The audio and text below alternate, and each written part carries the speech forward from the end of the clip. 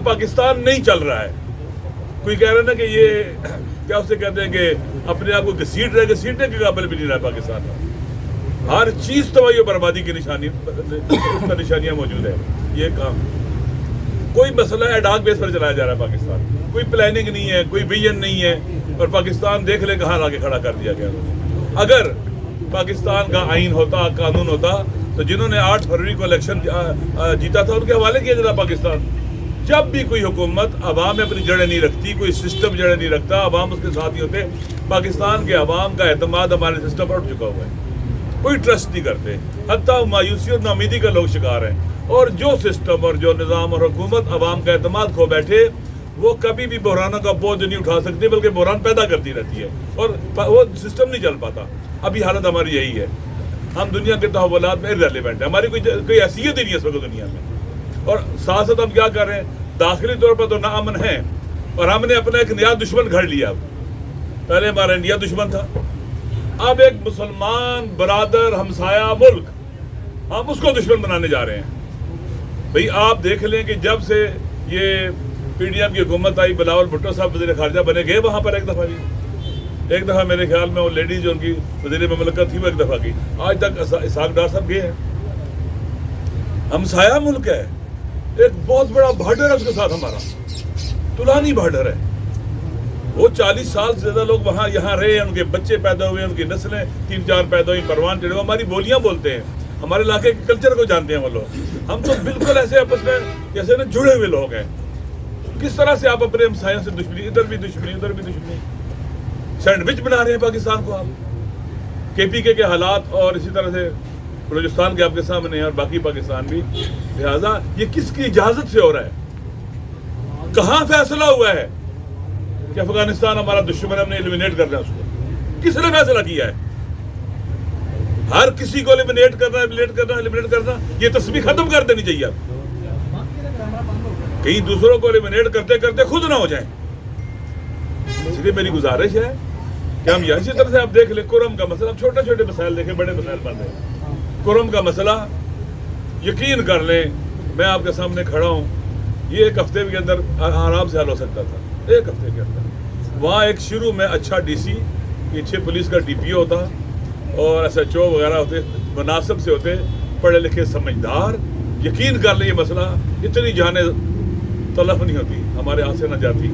لیکن وہاں پر ان کی نالائقی کی وجہ سے, نااہلی کی وجہ سے, انکمپیٹنسی کی وجہ سے, بے توجہی کی وجہ سے, غفلت کی وجہ سے, صوبائی حکومت اور لوکل ایڈمنسٹریشن اور ہمارے وہ ادارے جن کی ذمہ داری امن و امان ہے, سیکورٹی کے ادارے جنہیں آپ کہتے ہیں, ان سب کی مشترکہ نااہلی ہے, نالائقی ہے, بے توجہی ہے. اور وہ علاقہ دیکھیں جہاں محبت اور دوستی ہونی چاہیے تھی, وہاں پر جنگیں, نفرتیں. جب ایک ملک کے عوام آپس میں جڑے ہوئے نہ ہوں, نفرتیں ہوں, وہ ملک اپنی نیشنل پاور کھو بیٹھتا ہے. جس ملک کی نیشنل پاور نہ ہو, قوم کمزور ہو, قوم ملت کمزور ہو, وہ کبھی بھی بوجھ نہیں اٹھا سکتے. مشکلات کر سکتی ہوں گا, اور وہ ملک نہیں چل سکتا. وہاں پر محبت پھیلانی چاہیے تھی, دوستی کو رواج دینا چاہیے تھا. وہاں کی اکثریت کٹھے رہنا چاہتی ہے, اور آپ دیکھیں گے وہاں پر کیا ہوا, کتنے بے گناہ لوگ مارے گئے, کتنے گھروں کو آگ لگا دی گئی, کتنے گلے کٹ گئے. واقعی عجیب و غریب ہے. اور پھر جب احتجاج کیا ہم نے کہ راستے کھولے, جلدی فیصلے کریں, ہم نے کراچی میں پورے پاکستان میں دھرنا دیا. دیکھیں ہم مسلمان ہیں, رسول پاک علیہ السلام کی حدیث ہے کہ من سمع رجلا ینادی علی المسلمین ولم یجب فلیس مسلم. اگر کسی نے کسی شخص کو سنا وہ مسلمانوں کو مدد بھی پکار ہے کہ میں مظلوم ہوں, میری مدد کرو, اور اس کی مدد نہیں کی جاتی, رسول پاک فرماتے ہیں کہ وہ مطلوبہ مسلمان نہیں ہے, ایک کامل مسلمان نہیں ہے, ناقص مسلمان ہے وہ. لہٰذا ان مظلوموں کی آواز میں آواز ملانا پاکستان کا آئین بھی اجازت دیتا ہے, اسلام بھی کہتا ہے, قرآن بھی کہتا ہے, دین بھی کہتا ہے, انسانیت بھی کہتی ہے. ہم نے دھرنے پاکستان میں نہیں, لندن میں تھا, مینچسٹر میں تھا, برمنگھم میں تھا, آسٹریلیا میں تھا, یورپ میں تھا, امریکہ میں مظاہرے تھے.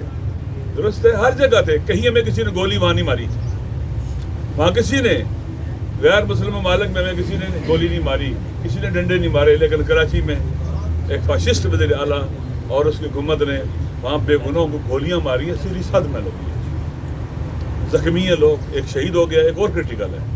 علماء کو مارا ہے, ان کو فریکچر کیا ہے, پولیس نے کیا اسے کہتے ہیں یہ رائفل کے بٹ مارے, بزرگ علماء, اور انہیں پکڑ کے جیل میں ڈالا ہے, دہشت گردی کے پرچے کاٹے ہیں.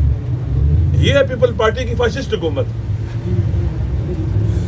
انسان کہاں جائے, کدھر جائے؟ یہ ہم پر مسلط ہے, عوام ان کو لے کے نہیں ہے, ان کو عوام کی پرواہ نہیں ہے. اور پھر کہتے یہ ہیں جی کہ آپ تو پی ٹی آئی کے الائی ہیں, مسئلہ کے پی کے میں گورا میں آپ یہاں کے احتجاج کر رہے ہیں. اور ہمیں وزیر اعلیٰ صاحب نے بھی جو کے پی کے سی ایم ہیں, انہوں نے بھی ہمیں ایک مشکل جگہ لا کے کھڑا کیا ہے. واقعاً ان کو پتہ نہیں ہے کہ ان کے اس اقدام سے کتنا نقصان ہوگا اس موومنٹ کو جو پاکستان کے اندر آزادی کی موومنٹ ہے, عدل کی موومنٹ ہے. کتنا نقصان ہوگا اس کو. یہ صرف انہیں اقتدار اور پاور چاہیے, بس پاور پالیٹکس کرنے والے لوگ ہیں. جہاں سے ملے, جس سے تعلقات بنائیں, انلیگل, لیگل, لیجٹیمیٹ, انلیجٹیمیٹ, اپنے آپ کو اقتدار میں رکھنا یہ کوئی اصول نہیں ہوتا ہے. لہذا میں خان صاحب کا محمد مسئلے کی طرف توجہ دلائی ہے, لیکن چند باتیں کی ہیں مہم. ایک یہ کہ پاکستان صرف اور صرف آئین کے مطابق چل سکتا ہے اور رول آف لا کے ذریعے چل سکتا ہے. اگر آئین پر عمل نہیں ہوگا, آئین کے مطابق قانون کی حکمرانی نہیں ہوگی, یہ پاکستان نہیں چل سکتا. اور آپ نے دیکھ لیا کہ جب آئین پاؤں تلے روندا گیا, قانون کی کوئی پرواہ نہیں کی گئی, اس کا تقدس کو اعمال کر دی گیا, پاکستان کس قدر مشکلات کا شکار ہو چکا ہے. ہر قسم کی بحران یہاں موجود ہے پاکستان میں. سیاسی بحران ہے, معاشی ہے, سماجی, امن و امان کا بحران ہے, اخلاقی اور سوشلی ہر قسم کا بحران یہاں موجود ہے. لہٰذا آپ دیکھ لیجئے کہ اس حالت میں کیا پاکستان, یہ جو حکمران نمبر پر مسلط ہیں, اس پاکستان کو چلا سکتے ہیں, بحرانوں سے نکال سکتے ہیں؟ نہیں. ان کا ہر گزرتا ہوا دن بحرانوں میں اضافہ کرتا چلا جا رہا ہے. مسئلہ حل نہیں ہو رہا, بلکہ مسئلے سے کئی مسائل پیدا ہو رہے ہیں. آپ دیکھ لیں پاکستان کے اندر ابھی تک آپ نے رجیم چینج کیا, پی ڈی ایم کی حکومت آئی, اس کے بعد پھر یہ پی ڈی ایم 2 آ گیا, اور فیلئر کو کیا کیا انہوں نے ری انفورس کیا, اسٹریٹجی غلطی کی, اور نالائقوں کو مسلط کر دیا اور پاکستان تباہ کر دیا اپنے لیے, اپنے چند روز کے اقتدار کے لیے.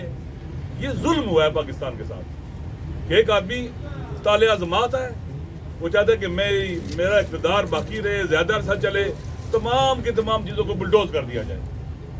قانون, آئین, سارے ادارے, آپ دیکھ لیں سب سے خطرناک کام جو ہے وہ ہم کہتے ہیں کہ تینوں جو پاکستان کی مقننہ ہے, عدلیہ ہے اور مجریہ ہے, یہ مستقل ہونے چاہیے. لیکن پاکستان کی عدلیہ کا استقلال ختم ہو گیا ہے. جب عدلیہ کا استقلال ہی نہ رہے, وہاں سے انصاف کہاں سے دے گی؟ وہ ایڈمنسٹریٹیولی مینج ہو رہی ہے, انتظامیہ کے انڈر کر دی گئی ہے, اس کا استقلال ختم. جج ان کی نگاہوں کو دوسروں کی طرف دیکھے کون ہمیں اپوائنٹ کرے گا, کیسے ہوگا. بالآخر پاکستان کے آئین کے خلاف عدلیہ کا استقلال ختم کر دیا گیا ہے. اور جو آئینی ترامیم بھی کی گئی اس نے بنیادی طور پر آئین کے ڈھانچے کو, جو آئین بنانے والوں کو بنیادی نظریہ تھا, اس کو بھی ختم کر دیا ہوا ہے. وہ آئین نہیں رہا ہے اب جو ہمارے ایلڈرز نے اور اسلاف نے بنایا تھا.